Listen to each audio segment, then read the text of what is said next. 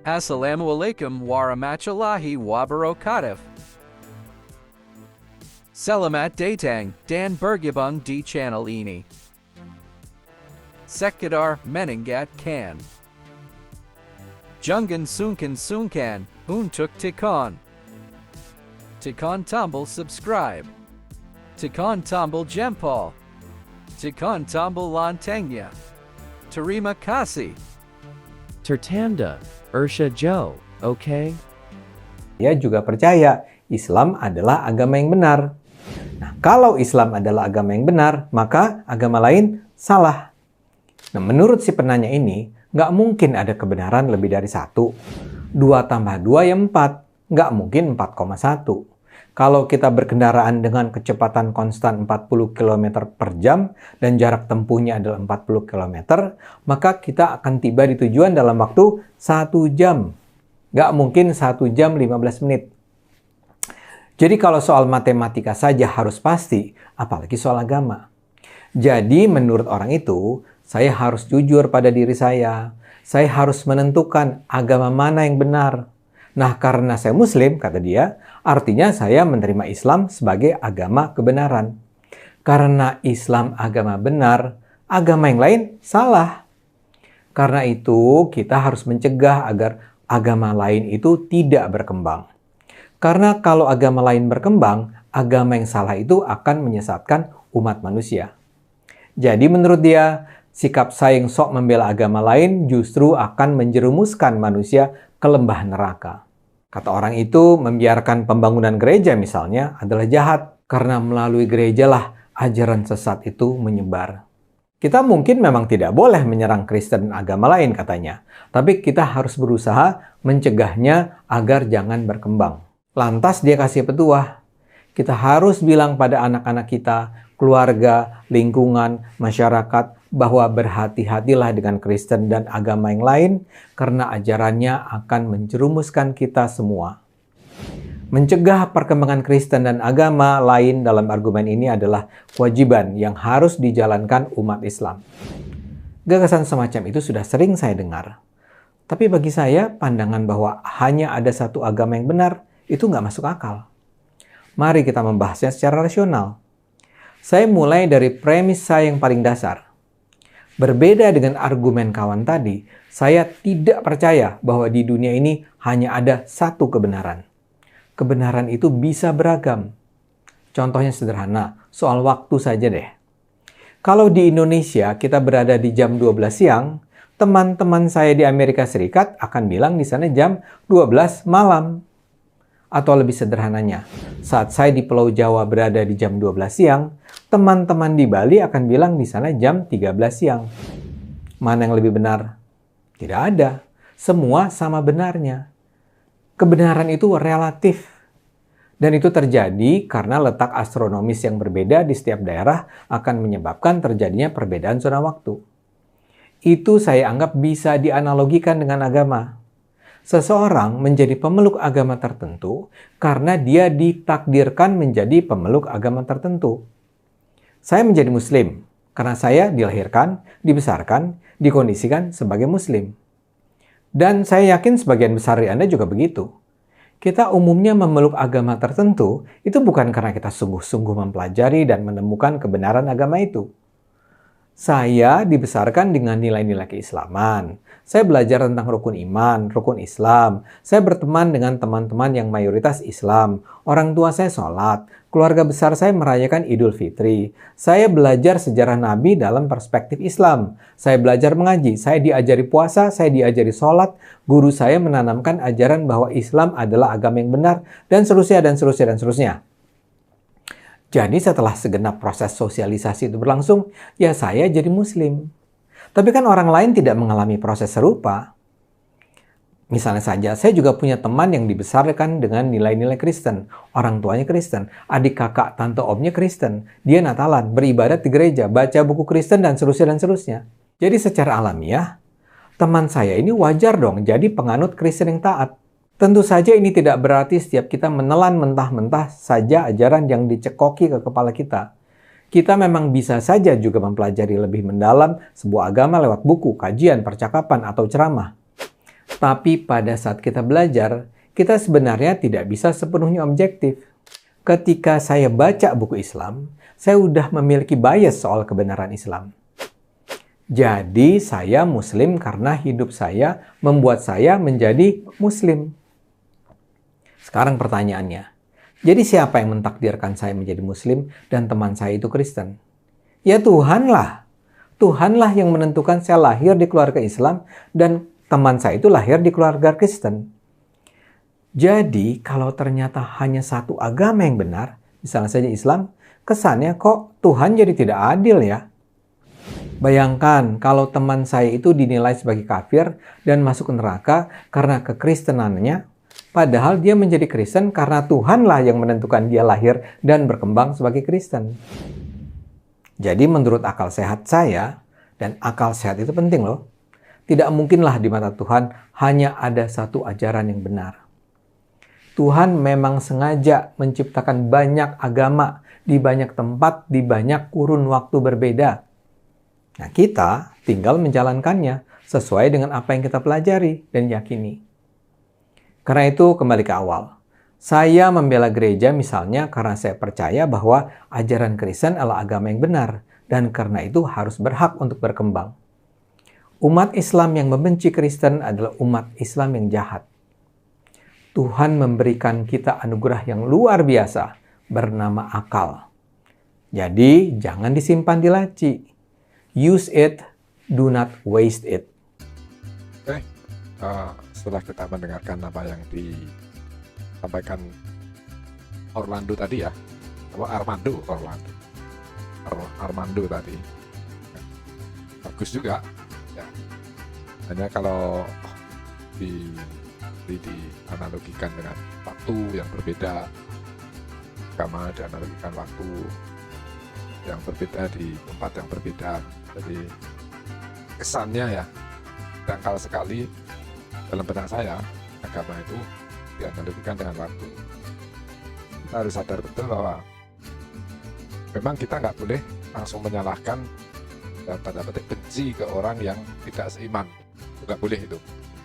Jadi intinya kalau kita balik pertanyaan, semua agama kan mengakui Tuhan itu satu. Terus dalam benak Armando, Tuhan itu menciptakan beberapa agama. Sementara ya kalau orang tua aja, kita orang tua satu ya, anaknya ada 5. Nah, 5 itu apakah terus orang tuanya juga ada 5? Kan enggak juga. Anaknya 5 itu pasti orang tuanya ya ibu bapaknya. Enggak mungkin orang tuanya ada 5. Terus bikinnya anak itu sebagai agama gitu. Itu analogi-analogi yang agak konyol ya. Jadi dalam artian gini, agama itu sumbernya satu. Jadi awalnya itu tentunya ya agama itu satu. Tentang pemahaman, seiring waktu, seiring tempat, nah bisa jadi bergeser. Makanya nggak mungkin lah agama itu ada banyak terus semuanya benar. Yang jadi masalah dimana kita menyikapi perbedaan itu jauh lebih penting itu. Bukan terus disamakan semua agama itu sama, semua agama itu benar. Nanti kalau dalam artian semua agama benar, artinya agama itu dicampur aduk boleh dong. Ini ribet lagi. Sementara agama itu ada yang berselisih dalam artian gini. Ya contoh simpel aja lah. Yang satu makan babi nggak boleh, yang satu makan babi boleh. Ya itu dari sisi tataran yang sifatnya perilaku ya, bukan keimanan ke Tuhan ya, tentang menyikapi ya, menyikapi yang bukan ke Tuhan ya.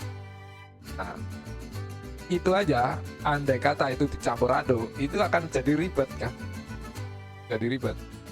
Yang satu katakanlah membolehkan minuman keras, yang satu tidak membolehkan.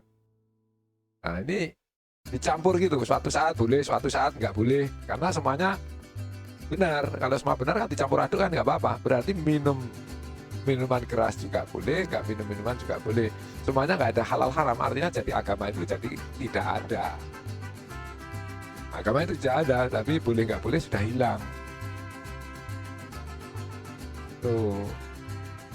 tapi kayak gitu itu kan apa ya,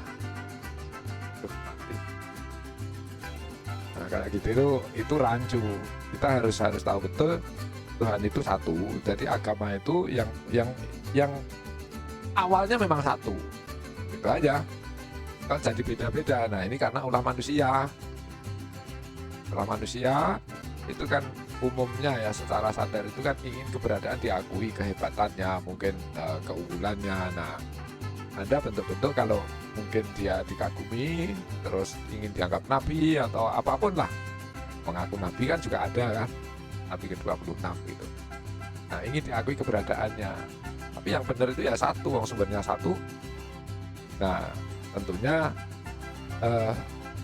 terus gimana terus kita menyikapi yang perbedaan agama tadi?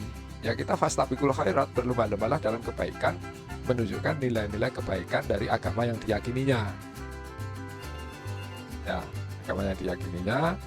Terus yang terakhir tadi ungkapannya bahwa kita punya akal, tentunya ya kita gunakan akal itu. Nah, itu coba kita yang terakhir itu bagus sekali ya. Bagus. Tadi Kita pelajari dan yakini. Karena itu kembali ke awal. Saya membela gereja misalnya karena saya percaya bahwa ajaran Kristen adalah agama yang benar, dan karena itu harus berhak untuk berkembang.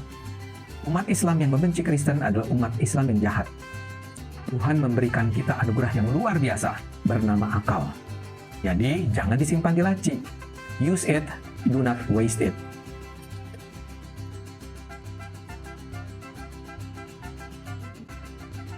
ya setuju aku.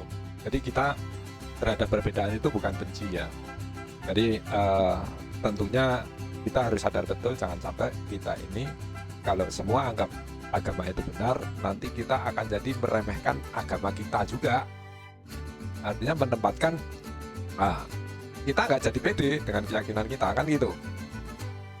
Nah karena semua dianggap sama, dianggap benar, dianggap baik, kita nggak akan pede terhadap apa yang kita yakini. Jadi tentunya yaitu kalau di ini kan fastabiqul khairat, berlomba-lombalah dalam kebaikan. Nah, menunjukkan nilai-nilai agama yang kita yakini. Terus satu itu, terus kebenaran itu gimana? Kebenaran itu kalau dari sisi manusia ya memang relatif ya. Itu sisi manusia ya. Makanya ada kebenaran mutlak, kebenaran absolut. Nah, kebenaran mutlak, kebenaran absolut itu itulah yang satu. Milik siapa? Milik Tuhan. Jadi kita dalam sisi agama tentunya harus berusaha menuju ke yang satu itu. Dengan cara ya kita bisa bertoleransi ya. Dimana kalau terhadap yang tidak seiman dengan kita, tentunya kita harus berargumentasi karena ada akal tadi kan. Dikasih akal. Jadi alangkah sayangnya kalau kita dalam tanda petik menghambakan kepada sesuatu yang bukan Tuhan. Nah, tapi kita yakini Tuhan tanpa mengkritisinya, itu kan salah kan berarti. Nah, tapi mungkin nggak sadar dirinya salah, itulah manusia. Jadi benarnya jadi relatif kan. Kita itu kan sering ya sehari-hari mungkin merasa benar dalam teori aja, dalam teori ya. Itu dulu, misalnya kayak bumi itu sebagai sentralnya ya, matahari mengelilingi bumi. Saat itu dianggap kebenaran. Nah seiring waktu ternyata pengetahuan berkembang bahwa ternyata matahari itu sebagai sentral tata surya kita. Ini kan hal-hal yang tadinya nggak muncul, jadi muncul teori belakangan bahwa bahwa bumi mengelilingi matahari. Nah dalam proses hal kayak gini agama itu kalau kita mengkritisi Tuhan itu dari dulu sampai sekarang sampai nanti, itu nggak mungkin Tuhan itu akan berubah. Artinya gini, dulu Tuhan, sekarang bukan Tuhan, terus nanti jadi Tuhan lagi, kan nggak mungkin ya. Jadi agama itu dari dulu sampai sekarang sampai nanti yang benar ya cuma satu, yang dari sumber Tuhan itu.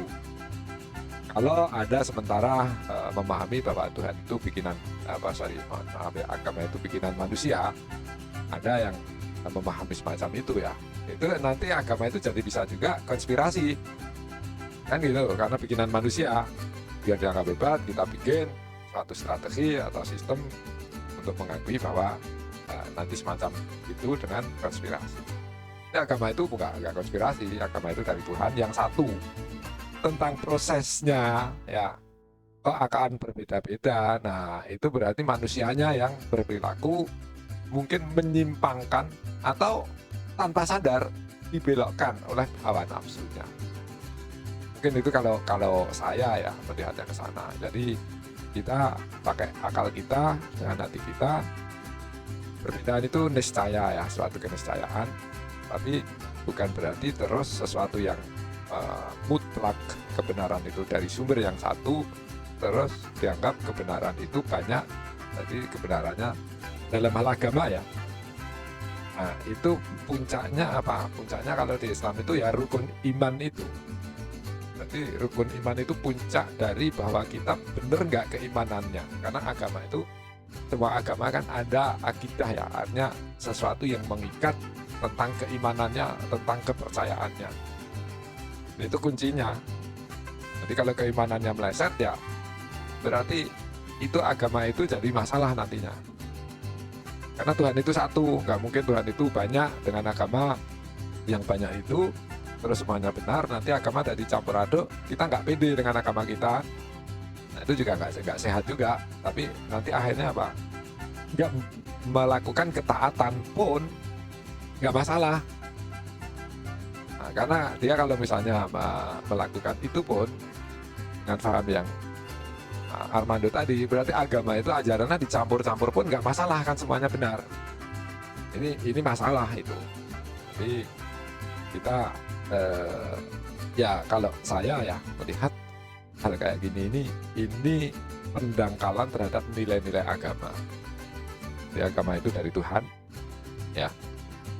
Kalau ada orang yang berpaham bahwa agama itu bikinan manusia ya mungkin ada juga, tapi mungkin itu orang-orang ateis ya, karena mereka kan nggak percaya agama, jadi memaknai karena nggak percaya agama, nggak percaya Tuhan, jadi agama itu bikinan Tuhan. Itu orang ateis itu yang nggak percaya Tuhan, itu bisa dimaklumi. Tapi kalau orang yang beragama ya tentunya kalau agama itu bikinan manusia ya agak aneh juga, walaupun ada orang yang mengaku beragama, dia memahami agama itu bikinan manusia. Ada juga. Lepas dari apapun, alangkah anehnya kalau semua agama itu benar, sementara Tuhan itu satu. Itu dari saya ya, nggak mungkin lah Tuhan yang satu menurunkan berbagai macam agama yang dalam hal ini kita sering bergesekan karena perbedaan agama. Jadi kita berlomba-lomba menuju yang baik. Apapun ya, perbedaan itu keniscayaan. Jadi bukan terus kita benci kepada agama yang beda dengan kita. Nah, kalau orang semua agama itu baik, semua agama itu benar, artinya agama itu nggak mungkin disuruh mendakwahkan, mensiarkan. Agama yang ada, agama syiar itu kan agama Islam, agama Kristen, Protestan, terus agama Yahudi ya, itu mendakwahkan karena memang ini yang benar. Terjadi pergesekan kan, itu intinya kan itu. Kalau agama Hindu Buddha kan dia kan kalau orang Eropa menyebut agama Hindu Buddha itu bukan agama kan, tapi isme ya, paham tentang nilai-nilai kehidupan. Karena di sana Tuhan itu agak beda menempatkannya. Ya, itu yang sepengetahuan saya ya, mungkin saya kalau tentang Hindu Buddha salah ya. Tapi sepengetahuan saya orang Eropa itu menganggap Buddha itu bukan agama, tapi isme, tadi paham tentang nilai-nilai kehidupan. Jadi agama itu kan keterikatan bagaimana kita terhadap Sang Pencipta, itu gitu kuatnya gitu ya. Dari cara beribadatnya, pemahamannya, konsep-konsepnya. Mungkin itu ya untuk memberi wacana tambahan ya. Mungkin ada juga yang masih sepaham dengan Armando, tapi menurut saya nggak bisa agama itu banyak dan semuanya benar. Nanti jadi orang nggak pede dengan agamanya dan meremehkan terhadap ajaran agamanya, itu pendangkalan. Tapi yang penting satu, agama itu utamanya kan keimanan, percaya adanya Tuhan. Nah, kebenaran tentang keimanan dalam hal bertuhan inilah sebetulnya kunci benar tidaknya agama itu. Ya, kalau masalah perilaku ya, masalah perilaku terhadap manusia ke manusia, manusia ke alam, itu sebetulnya sifatnya hati nurani, akal pikiran, itu kepedulian itu bisa muncul. Makanya orang nggak beragama pun dia mencuri itu mesti buru, ya, mencuri itu mesti buru. Tapi orientasi berpikirnya karena itu suatu kecurangan kan itu. Nah, kecurangan itu semua orang nggak beragama, artinya orang yang katakanlah di pelosok, di hutan, itu nilai-nilai kayak gitu pasti dianggap buruk juga mencuri itu. Karena sportivitas nggak ada. Nah, curang, ini kan nggak ada sportivitas. Jadi itu nggak beragama pun melakukan kayak gitu dianggap buruk juga, nggak sportif, nggak komit gitu. Ya, jadi kuncinya tentang keimanan. Kalau keimanan dalam hal kepada sesuatu yang gaib itu bimbing benar, ya, dan benar, dan Tuhan itu yang menciptakan yang gaib dan yang nampak. Jadi kalau Tuhan sendiri nampak, logika kita itu sudah bukan Tuhan, karena Tuhan sendiri itu yang menciptakan yang gaib dan yang nampak, yang tersembunyi maupun yang kelihatan. Mungkin itu dulu. Itu counter bukan counter ya, hanya menanggapi lah, biar orang tidak terjebak terus jadi dangkal terhadap kepedean apa yang diyakini. Oke, terima kasih ya. Assalamualaikum warahmatullahi wabarakatuh.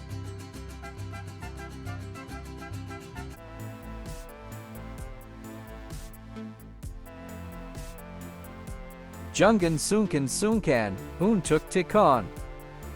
Tikon Tumble subscribe. Tikon Tumble Jempol. Tikon Tumble Lantengnya. Terima kasih. Tertanda, Ursha Joe, okay?